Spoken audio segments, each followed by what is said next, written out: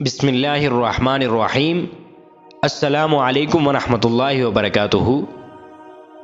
رسول اللہ صلی اللہ علیہ وسلم نے فرمایا کہ جب تم نماز کے لیے کھڑے ہو تو اسے آخری نماز سمجھ کر ادا کرو۔ معلوم ہوا کہ ہمیں نماز کی پابندی کرنی چاہیے، اور دوسری بات، جب ہم اپنے رب کے سامنے کھڑو، خالق حقیقی کے سامنے کھڑے ہوں، تو ہمارا دل و دماغ نہ کہ کسی کاروبار میں، نہ کسی دنیاوی معاملات میں، بلکہ ہمارا دل و دماغ نماز کے اندر مشغول ہو، اور ہمیشہ ہمیں اسے آخری اور پہلی نماز سمجھ کر پڑھنا چاہیے۔ کیا پتہ اس کے بعد میں زندہ ہوں گا یا نہیں ہوں گا، کیا پتہ مجھے موت آ جائے، یا اس کے بعد اللہ مجھے نماز کی توفیق دے گا بھی یا نہیں دے گا۔